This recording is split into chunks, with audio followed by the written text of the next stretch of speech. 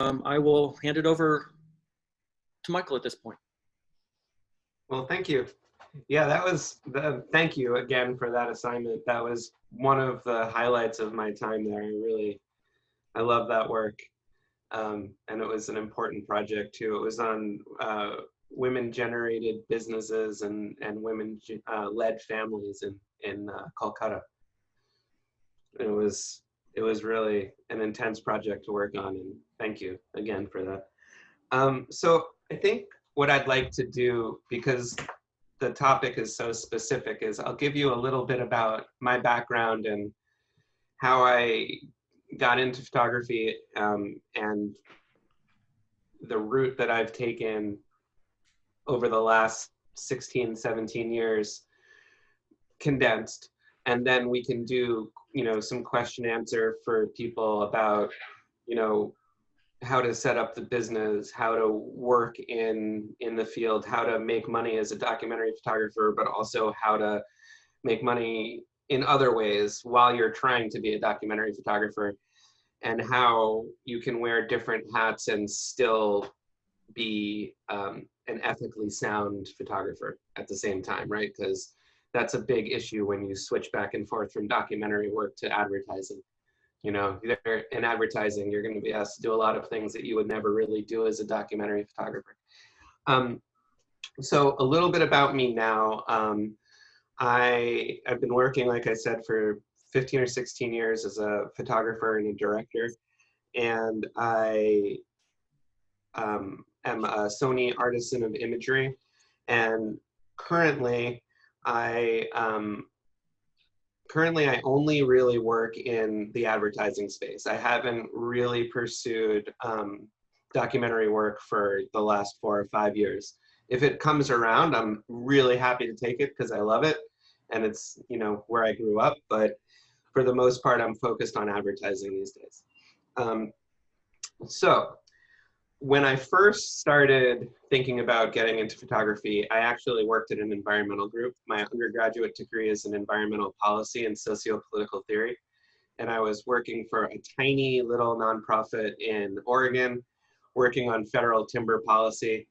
And it was awful. It was an awful job. I mean, I love the work, but the job was atrociously bad. The office was next to a toxic waste facility, and we were suing the federal government to stop timber sales and never winning. So it was basically like the most depressing job you could ever think of. My boss kept the bottle of Maker's Mark in her desk, and we literally went into it every day. It was bad. So a part of my job there was the marketing and campaign work. And so I was hiring photographers to go out into the woods to take pictures of these beautiful places we wanted to protect. And they were having a great time, right? They would go out, they would hike, they would get paid, they would take beautiful pictures of the Gifford-Pinchot National Forest. And I was jealous, like really jealous. And I decided that that's what I wanted to do. I was going to quit my job and I was going to become a photographer, and it was that easy. And does anyone think that worked? It was not easy. So I did, though. I quit the job. I got a job down the block at a coffee shop near my house to give myself more time to, work on being a photographer. And I was really bad. But I thought I was really good.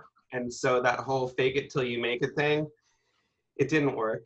I would credit a couple of people in Portland where I was, Stephen Voss and a couple of other photographers at the Oregonian, which was the newspaper there at the time. If any of you remember that newspaper, it was amazing. But we had 24 photographers when I was on staff there, and now there's one. So Voss is now a very successful photographer in Washington, D.C.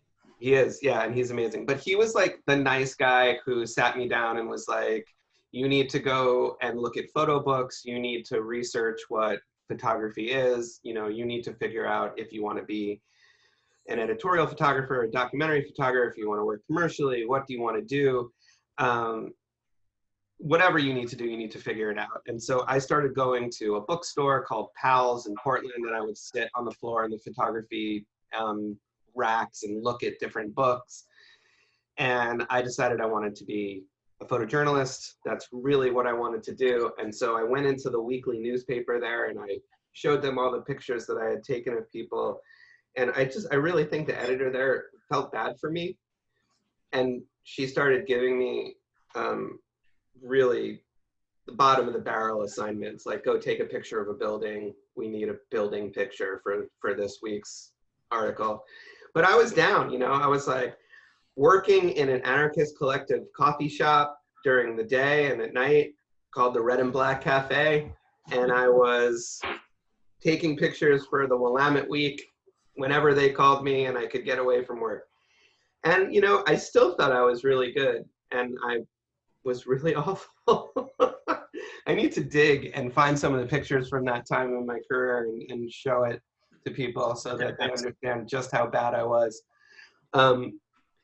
And eventually I decided that I needed to go back to school, right? So I went to grad school. I went to Ohio University. I spent a year there. And at the end of the first year of grad school, which was incredible, I was supposed to go work for Joachim Lafogue from the Seven Agency. Do you guys know who that is? If you don't know who he is, he's an incredible photographer in Europe. He's one of my favorites. He's so good. Yeah, definitely look him up. And I was ready to go. It was a week before I was supposed to leave for my, you know, summer internship in Europe. And he called me and told me he wanted to build a house with his family instead and that I shouldn't come because there'd be nowhere for me to stay. And I was super bummed because I was going to scan his entire archive for him. That was my job. And I could think of nothing I wanted to do more than get into that dude's negatives and see how he worked, right? But it didn't happen. And so I went back to my advisor at Ohio and was like, look, I'm completely screwed. I don't know what to do. Do you know anybody who might be able to help me? And he called his friend at the Oregonian, which was perfect, right? Because I lived in Portland normally. And he got me a summer contract job there. It wasn't even an internship. It was a contract job. Somehow they had an opening. They needed someone. They looked at my book. They thought I would be okay. And off I went to the Oregonian. And I never went back to school. I know I'm not supposed to say that, but I ended up with a job at the newspaper. And I figured in 2006, the whole point of going to graduate school for photojournalism was to get a job in a newspaper. So why do I go back to school for 2 more classes when I already have the job at the newspaper? And it was an amazing paper, right? I was working with some of the best photojournalists in the country at that point. You know, and I wanted nothing but that. So I go back to the Oregonian, I'm working there. I think it's amazing. I find my mentor, who's this guy named Mike Davis, who now teaches at Syracuse. He's one of the most incredible photo editors I've ever met in my life. The guy can look at, you know, 100,000 pictures and distill it to, you know, the 20 images that make sense to him, makes no sense to anybody else, but somehow it works. It's incredible. It's great. And so over the course of like a year, he basically teaches me how to be a newspaper photographer and a magazine photographer. So with all of these brilliant photographers around me, learning from them, and with this mentor, everything is going really well until the owners of the paper come into the newsroom and sit everybody down and say, listen, I want to promise you that in this economic uncertainty, no one will be ever laid off from this newspaper, right? At which point I'm like, everyone is going to get laid off from this newspaper. No one says that unless everyone's about to get fired. Why would anyone come into the newsroom and tell you that everyone's job is safe if in reality, no one's job is safe? So when they ask me if I want to extend my contract and stay there, I'm like, absolutely not. No way, I'm leaving. And I go to New York, and with my mentor's blessing and his Rolodex, he calls all these editors for me and all these, people that he knows in New York, and I go for meetings to become a freelance editorial photographer, right? Meanwhile, I'm doing jobs for the Oregonian for, I think it was either $75 an assignment or $150 as assignment. I can't remember which one. I want to say it was 150, but I can't be sure. And so I go there with my, printed portfolio, which I still think is really important, by the way. I'd rather every day see a printed book than an iPad. And I go into Redux Pictures, which was a photo agency, or is a photo agency in New York. And in 2007, many editorial photographers still had agents, and that really isn't the case anymore. But then it was really the way business was done with magazines. Like the magazine would call an agency, the agency would hook them up with a photographer, and there's your job. But now it's individual people with their individual connections. So I go into Redux and I say, listen, I want to go to China. I want to live overseas. I want to be a foreign correspondent. Will you send me there? And the guy looks at me and just kind of laughs and goes, no, we have somebody in China. We don't need anybody else there. We only put one person in each country, so we guarantee they get work. But if you want to go to India, you can leave tomorrow. And I just looked at him and I said, yes. I had no idea what I was doing. I had never been to India before. I knew nothing about it. And I was like, yep, give me a couple months. I'll get my stuff together and I'll leave. And that was really the beginning of my career as an editorial photographer and as a commercial photographer at the same time, because Redux had both kinds of agents, right? They had editorial agents and they had commercial agents. And in commercial photography, you absolutely need an agent to get work. It's very, very important to have that person to vouch for you, because the budgets are so much bigger and the world is that much smaller. So you need someone to introduce you to the people who are hiring. So because I had both of those people in the same agency while I was in India, if a company came to Redux and said, hey, we need an advertising photographer in South Asia, they would put my book forward. And from that, I ended up with a few pretty big advertising jobs. And I decided that I liked doing both. And I was going to come back to New York at the end of my time in India, which was about 3 years. And I was going to do both. I was going to be an editorial photographer and an advertising photographer. And that's how I was going to, make my living. And so I get back to New York and I'm doing both and everything is amazing. And then, because I'm a 34-year-old or 35-year-old photographer, I decide that I need a motorcycle. So I buy a motorcycle and I ride it across the country, taking pictures all over the place for my book. And then I get T-boned by an SUV on a state highway and I'm out of work for almost a year. And so when I come back to work after that accident, I really don't have the energy to do both anymore. I have to pick, where am I going to be able to, make a living, where I can save some money, and I'm going to be happy with the work that I'm doing. And I picked commercial work. So from 2012 onward, I've almost exclusively shot advertising work. And I've had a great time, My personal projects are documentary projects, but my paid work is generally advertising.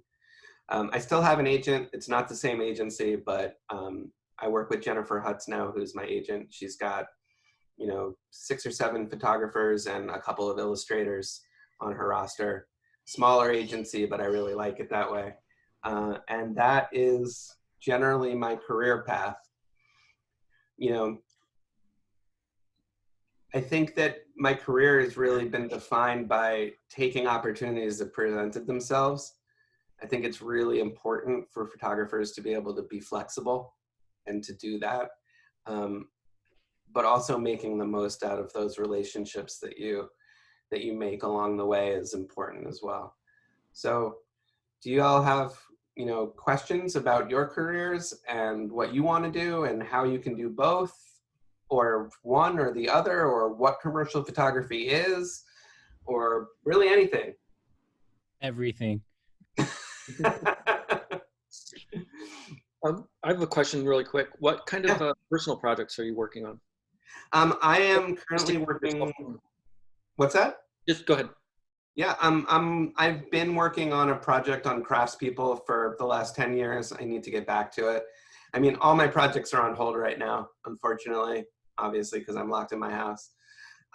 But I've been working on that project for about 10 years. And I think I'll always work on that project on and off, because the process of people making really nice stuff has been something that interests me. And I'm also currently working on a project on women-owned and run farms all over the East Coast. So that's been a lot of fun, and a lot of good food has come from that. So those are my personal projects. And honestly, a lot of my commercial work has come from those personal projects. People see them and they like them, and then they want me to recreate them for their ad agencies or for their companies.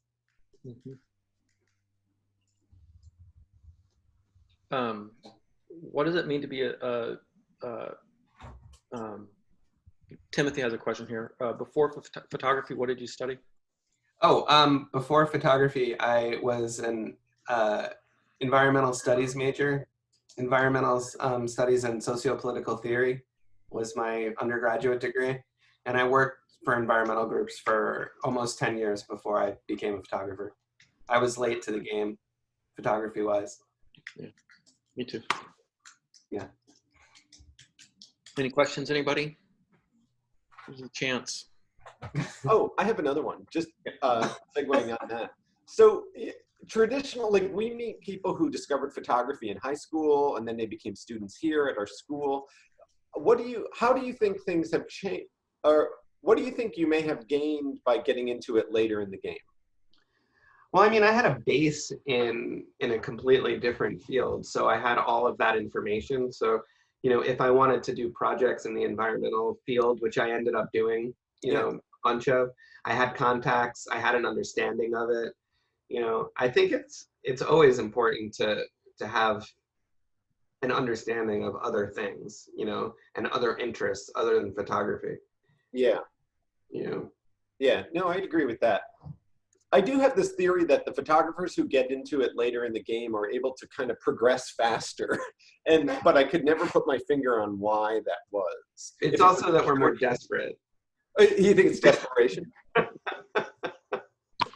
We really need it to progress because we have less time to save for, you know, so-called retirement, which I've never met a photographer that's actually retired. So no.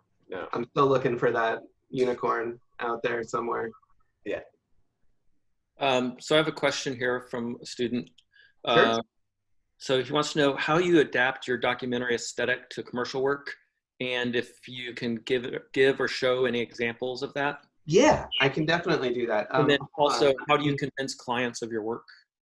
Yeah, well, let's start with that one because that one's easy. There's a process with commercial work. And the way that it works is, you know, the agency has a creative director that's in charge of the campaign and an art director that will work with them, right, to write the campaign. But there's also someone called an art buyer or an art producer in an advertising agency. And that is the person that goes and finds photographers, that has relationships with photographers, that is going to go and take the brief from the creative director and look for photographers that they think are good for that particular project, right? So, you know, if, you know, say Budweiser wants to do a campaign on, you know, people who make things, and this is real, so I'll show you guys this, you know, that was a part of that was like my personal project. If I've done a good job and my agent's done a good job, then we've sent out promos to all these different art buyers out there, and they know that I worked on a project on people who make stuff for years, right, on craftspeople, and they're going to identify my work with that job, and they're going to call me in, right? They're going to call, well, they used to call your book in, and your agent would send your book to the ad agency and they would all stand around the big table and look at your book. Now they call your website in. But they're also going to call, I don't know, 10, 15 other people in to look at stuff. And they'll narrow that down to 3 people who are going to put in a bid for the job. And so part of the agency trusting you is that you have an agent that also trusts you, that the agency and art buyers have worked with before, right? So you've got someone vouching for you. Then the second part of that is the creative call that you have with the agency when they ask you questions about your work and how you work and what you think of the project and how you want to do it.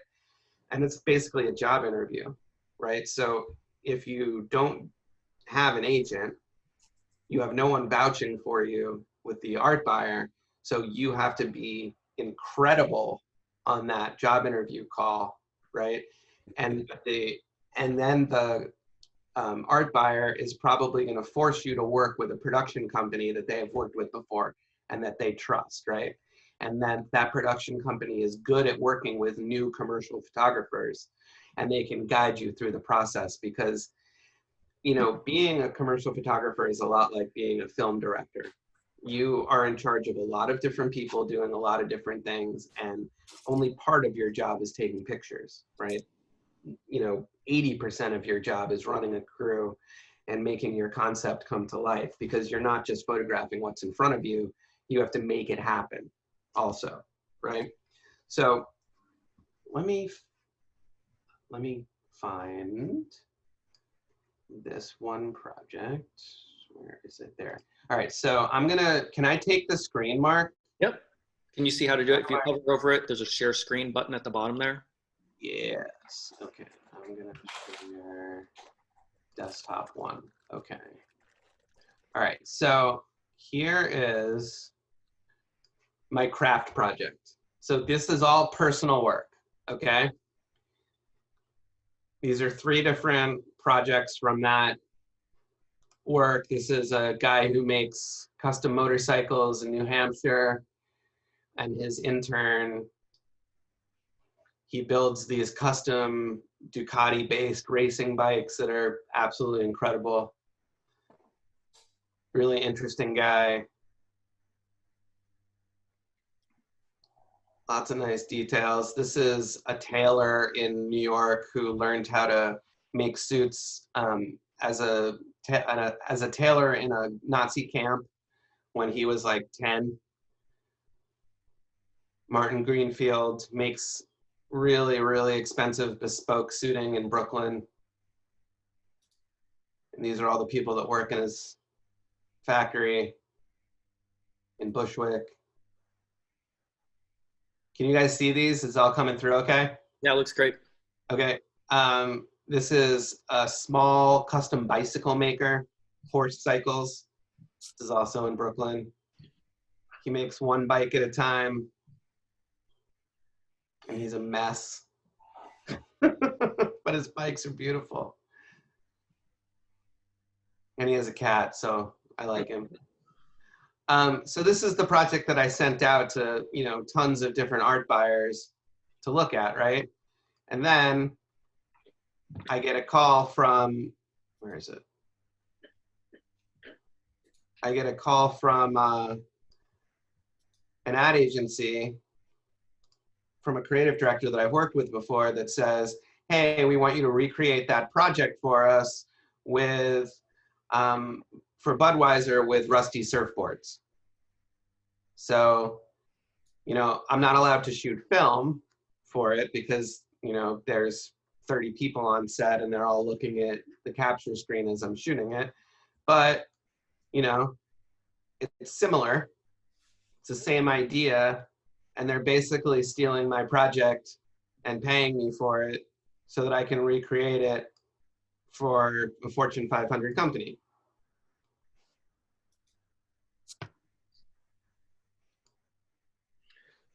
So my documentary project turns into commercial work for me.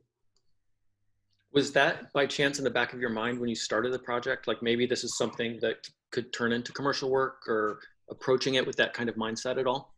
Yeah, I mean, I think so. It's still something that I was interested in. If you're going to work on something for a really long time, I think you want it to be something that is, you know, interesting to you. You don't want to just pick something because you think it's going to be popular. But yeah, of course. I mean, in a way, it's an advertising campaign for me. So I'm just making my own at this point, right? So yeah, I mean, am I going to do, unless I'm trying to work in healthcare, I'm probably not going to go and do, you know, a campaign about, or a personal project about leukemia or, you know, COVID-19 or something like that, because that's really not necessarily the field that I work in. Although I do work in pharma and healthcare a lot, so I would do that. But, you know, and then, you know, sometimes you get jobs like this this was for the Discovery Channel. This is collateral for, and when I say collateral, it's just images for a website for a Discovery television show about women who were disappearing in Chillicothe, Ohio. And so, you know, they knew that I knew the area because I went to grad school around there.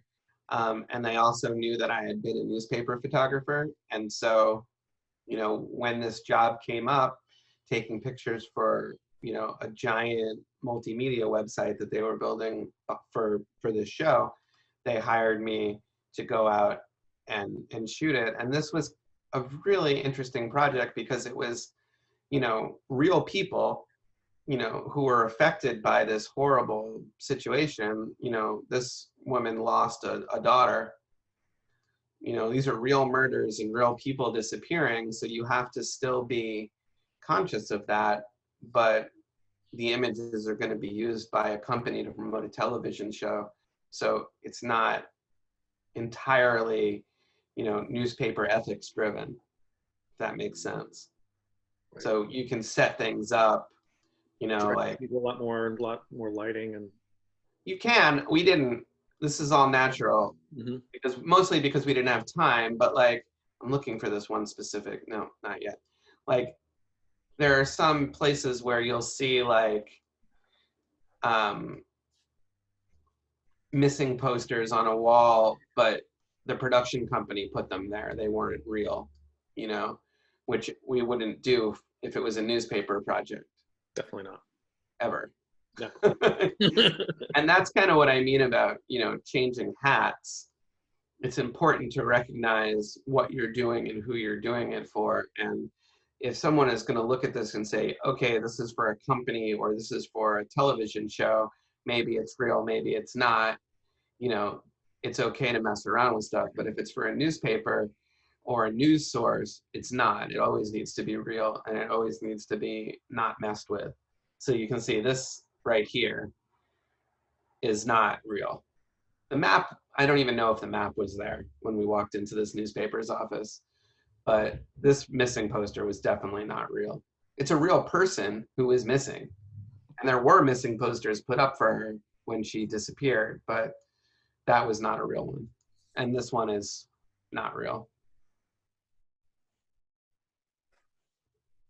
But these people have all lost somebody, you know, or are involved in the case somehow. And all of these landscapes are places people were found. So it was a really intense thing to work on. And having experience in, you know, documentary work and newspaper work made it a lot easier for me to work on that project. You know. And a lot of, you know, it's interesting. A lot of my work is with real people, maybe 50-50, you know, commercial projects with real subjects in their real situations. But then the other half is fake people doing things that look real, you know. They want authentic, but they don't want to spend the time looking for it and making it happen. So. Right. That was something. Does that answer the question? I think so. Pete, does that get to your question? You good? Which one's Pete? He's the one nodding and waving right now. Oh, okay, great. Did that answer the question? Okay, thank you, Pete. So Timothy, do you want to ask your question or do you want me to read it from the chat here? I can read it too. Do you want me to read it? you can see it. Yep, I can see it. I'll say it with authenticity. So your personal projects, they do have this wonderful kind of old world feel. And like, as you're looking at the Taylor, it almost looks like it wasn't taken now. You know, it looks like, oh, maybe this was taken in 1960 or 1970 or something like that. That's probably because I shot it on a Rolleiflex. Do you think it's that? But there's also subject matter too, you know, who you're choosing as your subjects, I'm guessing. Well, I mean, I don't think that tailor shop has changed much in the last 50 years or 60 years either, you know? But at the same time, I think there's a specific look to square medium format, you know, and film scans that, you know, looks like it could be shot in the 60s when, you know, color film was just kind of making its way.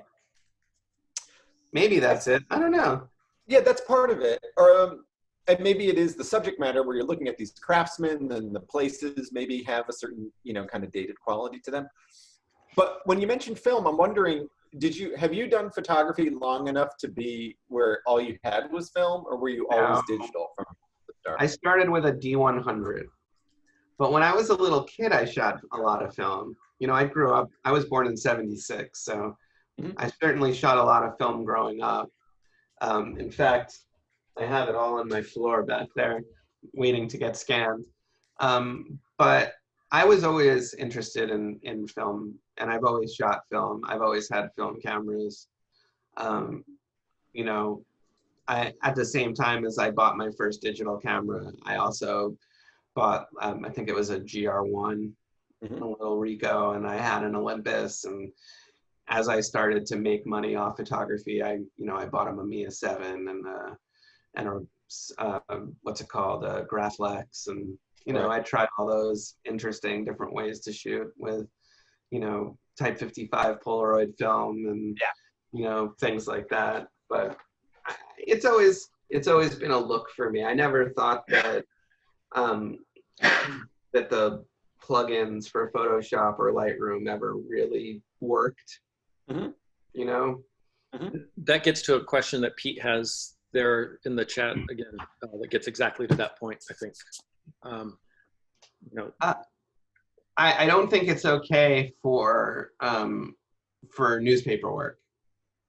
I don't think, you know, throwing a ton of filters over an image to make it look old is really okay ethically for journalism work. I think that you should strive to, you know, to kind of work in curves or as much as you can and not mess with the color too much. And, you know, I don't know, I'm a fan of dodging and burning, and I like a little bit of contrast, but I try not to do too much when I'm working for, you know, a documentary or an editorial client.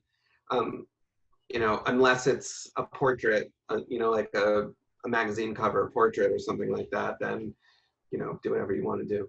I was gonna say, I think there's definitely like it's not a very defined line, but there is a difference between, say, more photojournalism and newspaper type work and, say, working on a personal documentary project. I mean, you still want it to not feel fake and be authentic, but I think the lines are squishier once you get farther away from newspapers. Yeah, and it also depends on what contest you're entering them into. Like if you're going to put them into POII or World Press or, you know, BPA or something like that, then, you know, you have to tell people what you're doing. It gets down to intent and just being able to communicate why you're doing what you're doing. Yeah. And it's also one of those things, like, it can be a money thing too, you know, like if you have a digital camera, but you want to shoot film, but you can't afford to go out and buy a film camera and then go, you know, shoot the whole thing on film and then scan it, where you have to like either buy a scanner or rent a scanner. Like, I mean, in that kind of a case, I wouldn't want, you know, finances to stop someone from shooting something that looks like that. It's a question, you know, it's an argument that people could make. So I don't know, I go back and forth, but I try not to use all those filters and stuff. Like, and you could see, like, even in the commercial work that I did, I didn't do a lot to those Budweiser images to make them look like the images that I shot for my personal project. in my opinion, it's like, look, if you're not going to let me shoot film, then they're not going to look like film. If you're going to let me shoot film, then they'll look like film. Mm. And you'll just have to trust me that I'm going to shoot the right thing, because that's why you hired me. But it takes a lot, you know, when someone's got $150,000 budget for something and they're going to spend it all in one place over a couple of days. They want to see what the images are before, you know, before you leave. They don't, you know, that's kind of the problem. Yep. So Pete then asked how do we get more fine art work into publications, and I'm going to take a stab at that. Yeah, I think it depends on the publication. I think if you look at New York Times Magazine, the New Yorker, New York Magazine, even the New York Times newspaper, I mean, they're hiring great photographers. The Washington Post, that's not to say like the Chronicle isn't hiring great photographers, but it's just a different approach. And those other publications have bigger budgets to hire more fine art minded photographers, I guess, for lack of a better way of putting it. I got into a big argument with the New York Times photographer years ago about the difference between newspaper photography and magazine photography. And it was Ruth Frimson from the New York Times, and she took great exception that there was a difference. Well, I get in arguments with Ruth all the time. I actually shot a bunch of stuff in India with her. She's great. Yeah, she's great. But there is a difference. I know exactly what you're talking about, Pete. Like a flatness to newspaper photography that a lot of times is this real hard rule against touching anything in the photo, and which is fine, but then you need to push harder as a photographer to get up early to shoot when the light's good, which you can't always do on a photo assignment because you're shooting 4 or 5 assignments a day.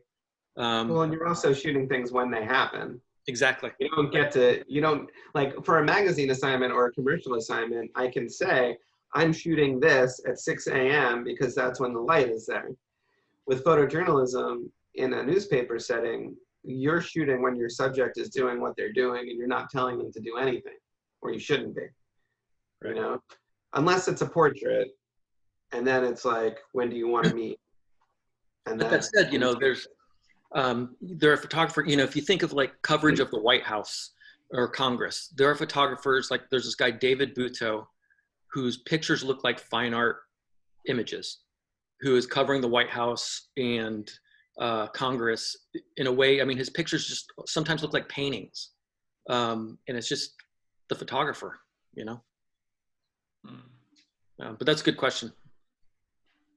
So this discussion of kind of, you know, from film, I want to almost turn 180 and talk about how you got into doing motion and how that evolved and what role you feel, how important you feel that is in getting commercial work.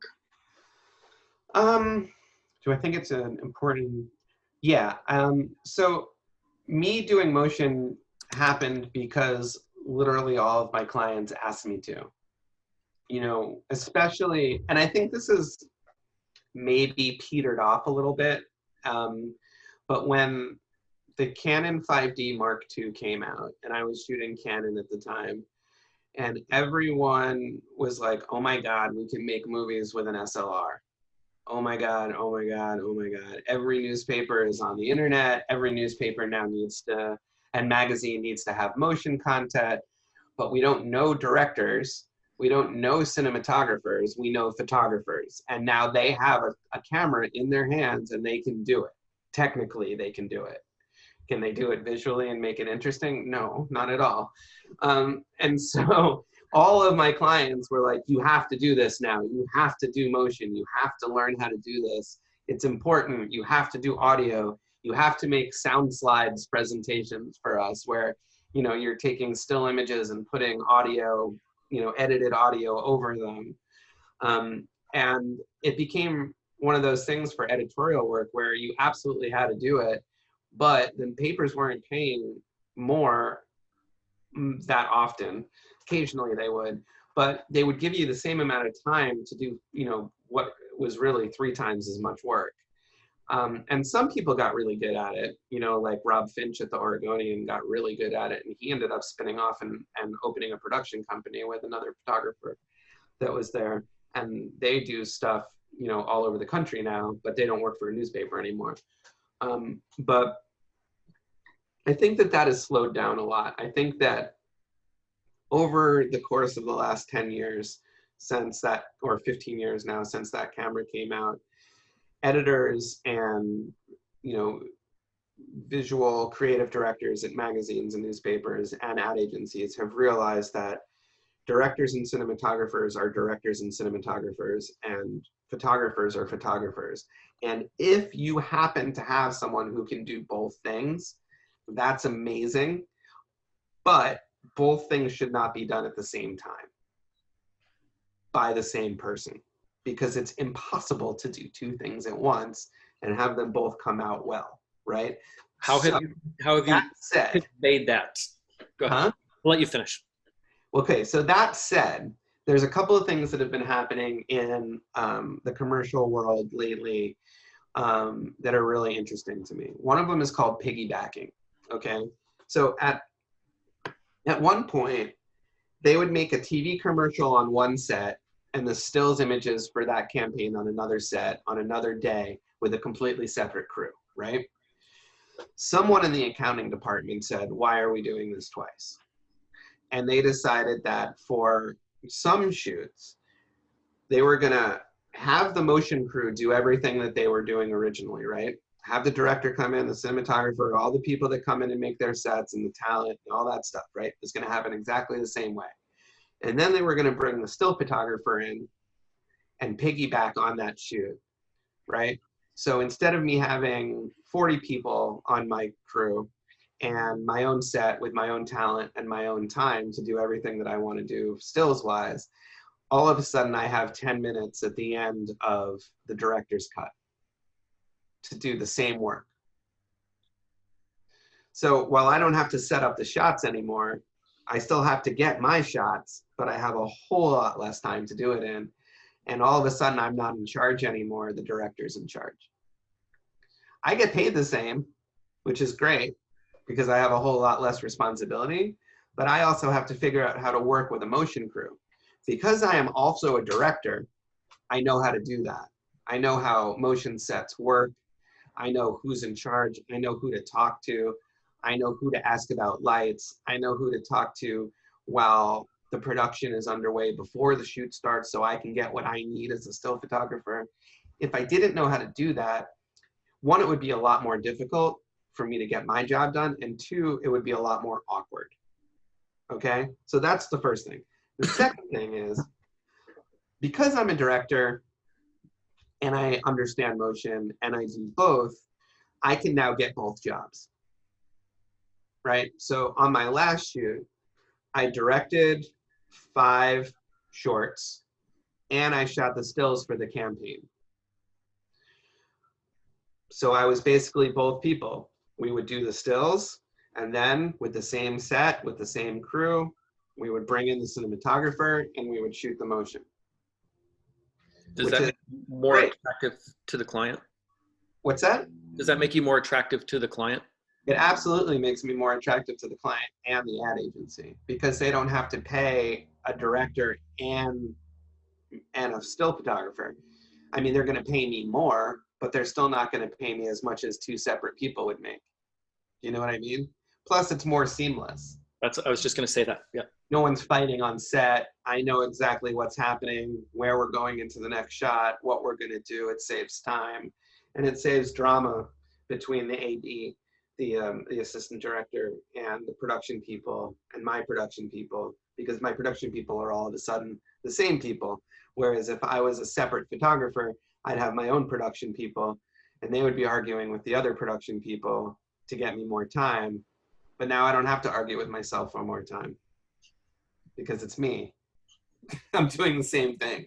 Now, I'm not the cinematographer, right? I'm not the DP. So it's not like I'm going from a motion camera to a still camera. I'm directing. So it's a little bit easier. If I was trying to do cinematography and still photography, I think I would die because it would just be too much over the course of a 10 to 12 hour day. But yeah, I mean, it's a real thing. But I think that editorially, it's not happening as much anymore where they're asking people to do both, because I think that editors have realized when you ask a photographer to do motion and stills and audio, you get crap from each one. You don't get anything good. But, you know. I still have to push back a lot when the editor-in-chief at Mother Jones, you know, says, oh, we have a photographer going out. Can't they just get some video? Mm-hmm. And it's like, well, they can get some shitty video. Yeah. Or we can get some good video and have a video person do it, or give them 2 days, 1 day to shoot and the other day to do the video. Like it's. That's the thing. When I'm going out for motion, I have like a car full of crap that goes with me, you know, to make sure that I get steady motion. There's tripods, there's easy rigs, there's audio equipment, you know, there's recorders. The camera is 3 times as big, four times as big. This is the camera, you know, like this is not a still camera, you know. It's like, this is, you know, it's all different. It's not remotely the same. And like, and I think that over the course of the last 10 years or so, editors have kind of figured out that they would rather have good stills or good video. But if they try to have the same person do both at the same time, they're going to get crap. Yeah. And that's nice, you know. But when I signed up with Sony to be a brand ambassador for them, they liked me because I was doing shoots for NBC News where I ran 3 cameras by myself and the audio and shot stills. That's why they liked me, because I could do all of those things, and they wanted me to tell people how they could do that too. Unfortunately, I would turn around and say, don't, because you're not going to get good stuff out of it. You'll make NBC News sort of happy, right? But not really. Because they're just going to get boring video and halfway decent stills, because you're worried that, you know, I mean, how do you monitor 3 audio levels, 3 cameras, and shoot stills at the same time? You don't, not well.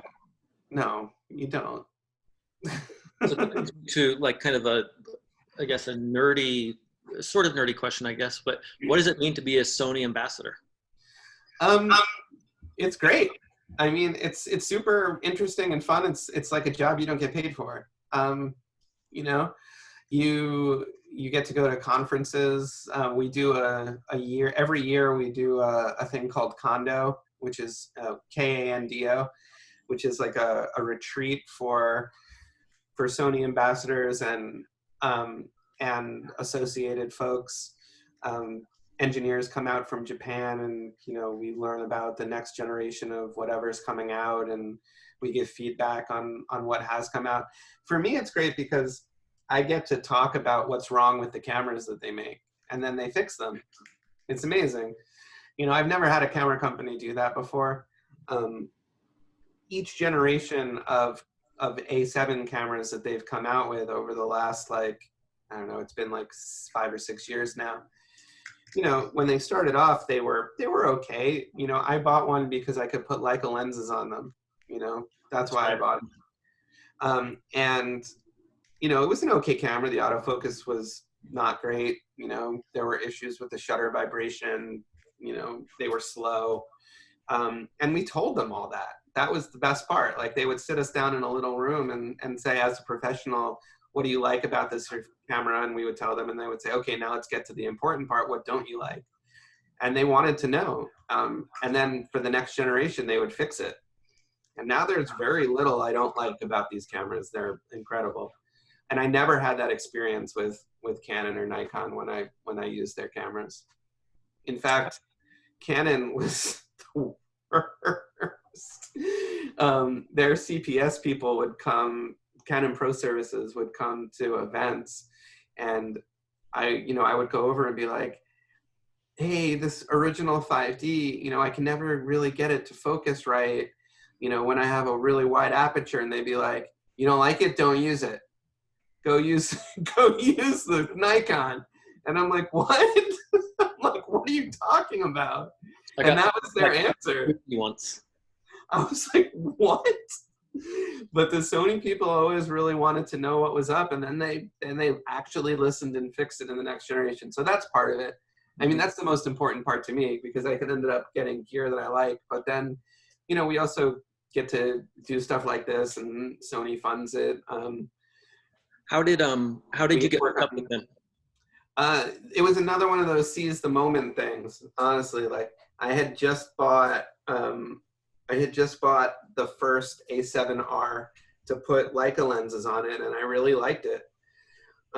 I was having fun, and I knew this guy who was a fashion photographer, and he was getting out of the photography business, so I felt like it wouldn't be too weird for me to ask him for his contacts. And I knew that he knew someone, you know, that worked with Sony, and so I asked him if I could have her email address, and I sent her this email being like, hey, this is what I do. I just got this camera and I really like it, and I was wondering, do you guys have a pro program, blah blah blah. And she called me back, and we talked for like an hour and a half about stuff, and at the end I was all nervous, and I was like, so do you think you would consider me for the program? And she's like, yeah, I just talked to you for an hour and a half. Do you think that you weren't already in? She's like, do you think I have an hour and a half to waste having a conversation with someone I'm going to say no to? No. But I was so nervous the whole time. I had no idea what was happening. Yeah. You know? But again, you know, one of the things that she liked the most was that I did motion and stills. And I'm glad that I'm doing a lot more motion now, because it makes them happy. You know? So Pete has some other questions in the chat there. Do other people have questions? Oh, I said, how did Sony reach out to me? Sony did not reach out to me. I am not that photographer. There are some photographers that Sony reached out to, you know, like Dave Burnett and Neil Leifer and Elliot Irwitt and people like that. Those are the people who get reached out to. For people who are mid-career and doing, you know, okay, we reach out to Sony. Is it like being sponsored by a skateboard company where they just send you free stuff all the time? They do not send me free stuff. They occasionally will send us something like at the end, like for Christmas, they'll send us, you know, like a jacket or something cute, you know. We don't get free equipment. We do get, you know, discounts occasionally, but, you know, like we have to post a certain amount on social media and tag them and do stuff like that. There are requirements, you know. You get in trouble if they see you with the Nikon in your hand? I have to use Sony cameras, but I want to use Sony cameras. Look, I mean, here's the thing. I don't get paid $100,000 a year to be a Sony ambassador, right? I get paid to be a photographer. And so if the equipment didn't work, I wouldn't use it.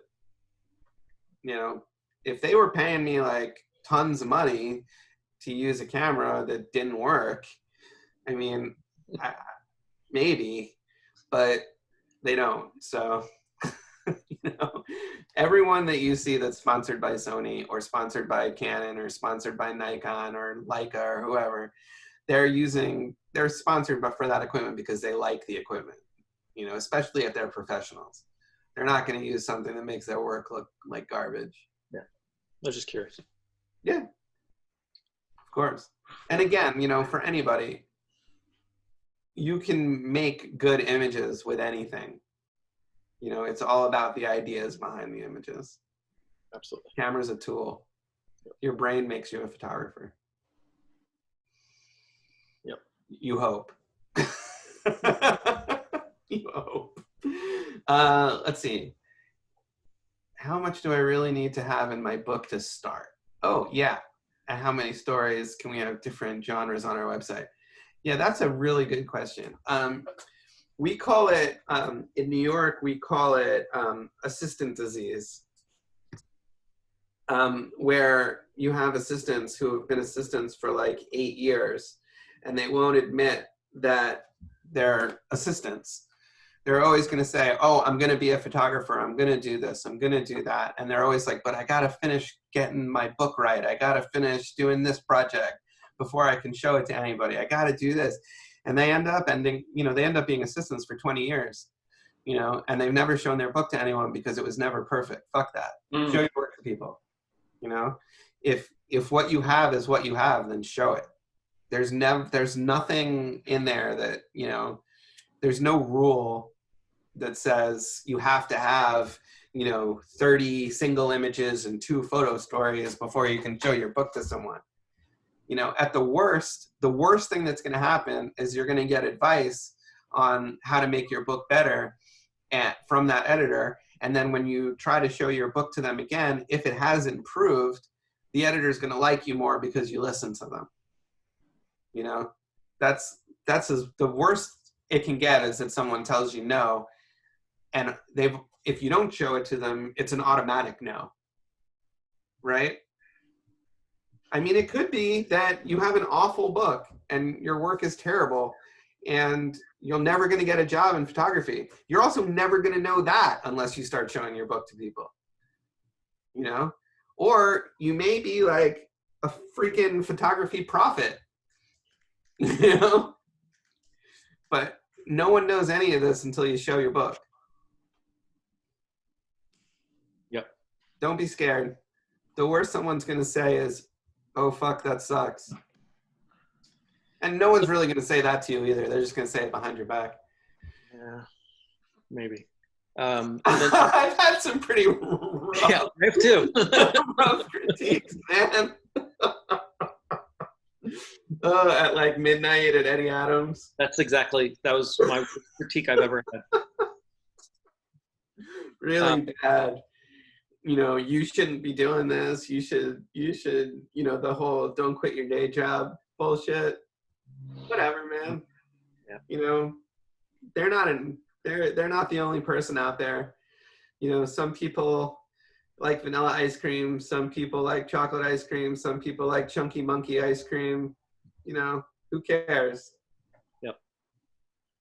And then so kind of a follow-up question to that is real basic, like how do you show your book? How do you get in touch with the people to show your book? Right. Again, which is getting harder and harder these days. Well, and is impossible right now, right? Because Right. No one's letting me walk in to show them my book right now. I mean, being in New York makes it really hard because art buyers are like, oh, you're here. I'll just see you when we're out for drinks, or I'll just, you know, I'll see you next month or next year, trying to get an appointment to go in and show work. But, you know, my agent helps setting up meetings for me. I have my people that I set up meetings with to go in and show book. I think for editorial stuff, if you're not living in New York and you make a trip out there, it's a little bit easier to get in the door. I would say use every connection you have. Like if you have teachers or friends or other photographers that wouldn't mind you asking for their connections, you know, do it. Some photographers get annoyed by that, but, you know, I wouldn't ask photographers you don't know.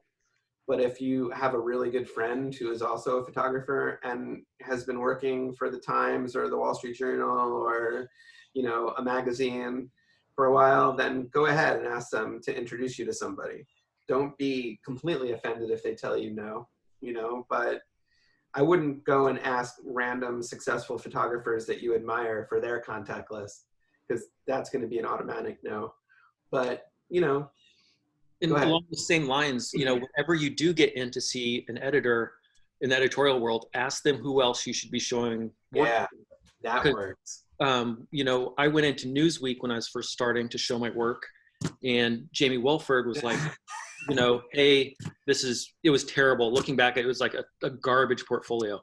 But he sent you to somebody else. Yeah, he did. He was like, hey, you should show this to Time. Maybe because he's like, maybe they'll hire this awful photographer. But, you know, he put me in touch with Time Magazine, you know. Yeah. And then he was like, oh, you like music? You know, here's somebody at Spin. You know, speaking of, you know, Sasha Leka from Rolling Stone's going to be speaking in a couple weeks. So he will be a great person to talk to about that. Yeah. I mean, that's how I got into my entire first round of meetings in New York was my photo editor at the newspaper I worked at in Portland calling all of his friends and being like, hey, can you see this guy? Hey, can you see this guy? You know, it goes so far in opening doors. I'm so much more likely to look to meet with a photographer if another photographer I know or another photo editor is like, hey, this person is in town, do you have time? So the other way to do that is to, pick up an internship with a photographer or a mentorship with a photographer that you like. And then, occasionally that photographer will send you out for meetings. The other way to do it is, now if you've got the money to go to the portfolio reviews that people are doing these days, it's not the best way to meet an editor or an art buyer, but sometimes it's the only way. They're expensive, but they get you 10 or 15 minutes with 10 or 15 editors over the course of a couple of days. Sometimes I guess it's worth it. And if you pick up a couple of assignments, it pays for itself, And then the other one is the New York Times portfolio review that is merit-based and not fee-based. So you can do that one too. They're all or Eddie Adams, like going to workshops like that, or Santa Fe, where like they do portfolio reviews as a part of the workshop. That's also a good way to do it. And Eddie Adams also, I believe, is merit-based, right? You don't have to pay for it. Correct. So there's places where you can meet editors, and have them see your work. Also, especially if you're first starting out, the contests are good. Not necessarily the ones you have to pay a lot for, but like POI, CPOI, and then what's the other one? American photography is good. Yeah, American photography is good. Now that PDN is gone, there's going to be a gap in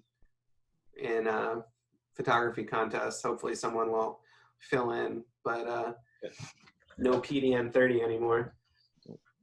Really, Michael mentioned the New York Times portfolio review. It's free. You have to get to New York and put yourself up, but Yeah.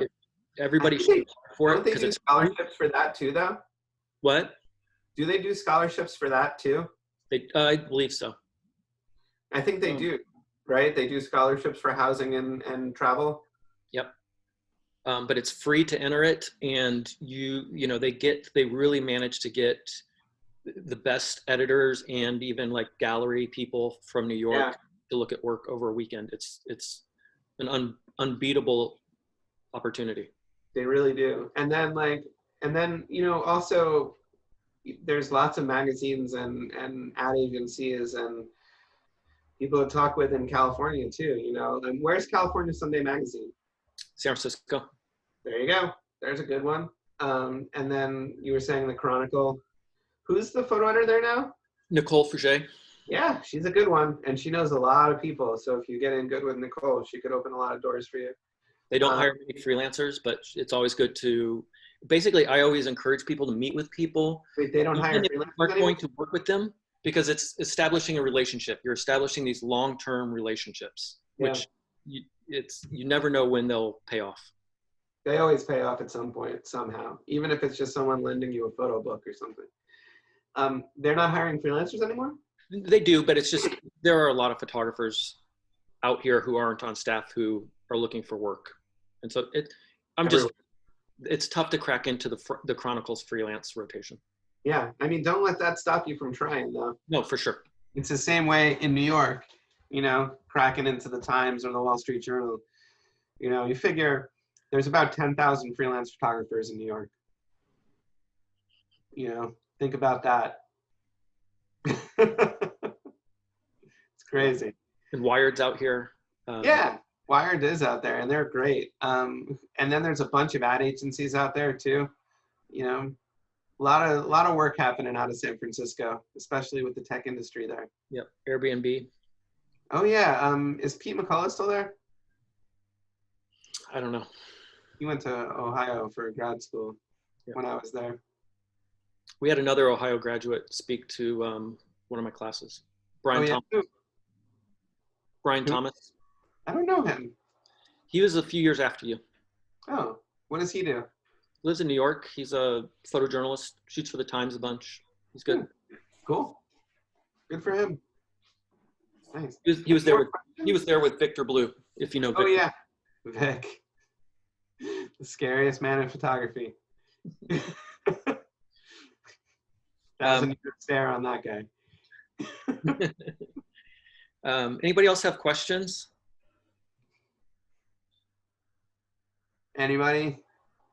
Oh, let's see. For our photo students, just FYI, we have some money to help students apply for calls to entry and portfolio reviews. Amazing. Ask Candace well in advance of deadlines. Did you guys see that? That was from Adrian. That's very valuable. Use that money from your school. That is important. Thanks, Adrian. Also, I will send Mark info for this, but Sony is also offering month-long loans of equipment right now because all the schools' cages are closed. So you have to sign up for the Sony EDU program, but once you are verified, I believe they said, they will send out equipment based on what they have. So no guarantees, but register and see what you can get. Because if you want to try Sony equipment, month-long loans are pretty good. That's good. Yeah. Do I know where to apply? I do. I will send the information to Mark and he can send it out to everybody. Can you send it out to people who aren't in your class too? I can send it to, I can work with Timothy or Candace, who are our kind of administrator. She can get that information out. Let me find it right now. Hold on a second. Program. There it is. Okay, so I can actually tell you it's sony.com/edu. That's easy. And then you have to reach out to them at edu@sony.com after you register. I will send that to Mark. So I have a question here while you're doing that. What's the hardest or worst client experience you've had? Oh God. Let's see. What was the hardest or worst client experience I ever had? The worst. I can tell you the worst client experience I ever had. I was I was hired to do a job for Marriott through an agency. Now, Marriott was great. The agency was not. The agency no longer exists, if that tells you anything. They promptly went out of business after this job was finished.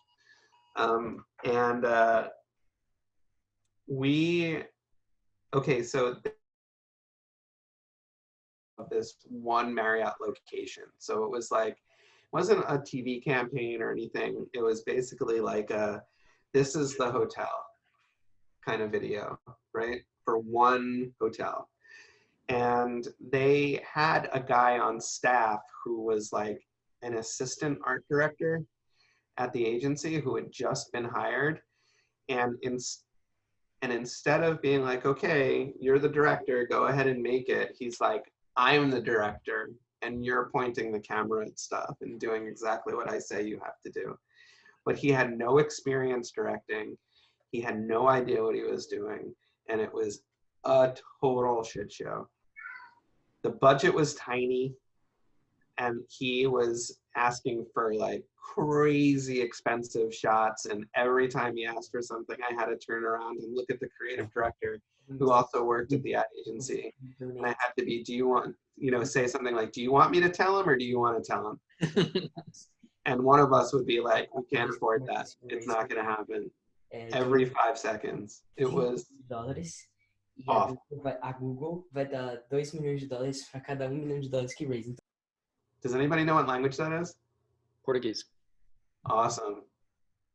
Okay, so that was the worst experience. What was the other one? Just the hardest. Just hardest. Hardest. Right. Yeah. That was the worst one. I would say one of my best client experiences was the last job I did. It was crazy tight schedule. We were trying to do an immense amount of work in a timeline that should have been almost twice as long. The client knew that and knew that they had cut the timeline too much, but everyone worked really well together and everyone had a lot of fun on set and we all chipped in to make it to make it flow. That was great.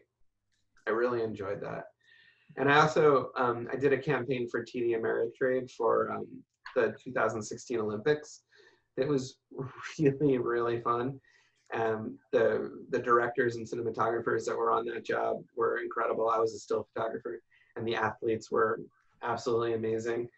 And it was one of those like surprise reveal jobs where they had brought in gold medal and silver medal winning Olympic athletes, and then they had brought in like the next generation of athletes, and then they secretly told they told the gold medal winning athletes who were already going to Rio that they were going to send the next generation with them to learn and see what it was going to be like. And then they surprised the kids on set, and it was really cool seeing them react to, not only were their heroes there making a commercial with them that they didn't know was going to happen, and then they were going to Rio also, and they didn't know that was going to happen. So it was nice. It was touching. You know what I mean? Yep. That's good. Yeah, it was cool. I like that one. Let's see, no need to name names, but hey, if you want to, right. I didn't name the advertising agency name, and I won't. Marriott, like I said, was great. It was the agency that was just atrociously bad. Do I know where to apply? Yes. Okay. We're covered in that. Okay. Anybody else have anything? Michael, while he's here. Was this helpful? Did you guys like this? I thought it was helpful. Nice. Hold on, I'm going to take a picture. It's not a screenshot, so I have evidence. Hold on. It was great. Enjoyed every second. There we go. Should probably be doing this with a Sony camera if I'm going to show it to him, but Wait, you're not using a Sony? phone? No, not Sony really. iPhone? On my iMac. No, I think my camera's in the other room right now. Unless you guys want me to get the FX9 out. Thing is huge. Hey, that was wonderful, Michael. Thank you. Thanks. Yeah, that was great. Thanks, Pete. So many compliments. I appreciate it. Yeah, and if you all want to send your websites to me, if you want critiques, let me know. I don't know if it'll happen fast, but I'm happy to do it. Wow. And he will be honest, which is great. Yeah, I will. I promise. Awesome. Hey, Michael, how do we send it to you? Just Oh, yeah. Well, my email is on my website, but it's michael@mrubenstein.com. Can I chat too? Yeah. I think so, yeah. I don't know how to do that. To everyone. Oh, there it is. There you go. awesome. Yeah, Thanks, Todd. That was awesome. no Appreciate problem. Yeah, great experience. Great talk. Great. Thank you, guys. I appreciate it. Have a good second half of your class. Be nice to them, Mark. Thank you, Michael. Bye-bye. He won't be, but we appreciate it nonetheless.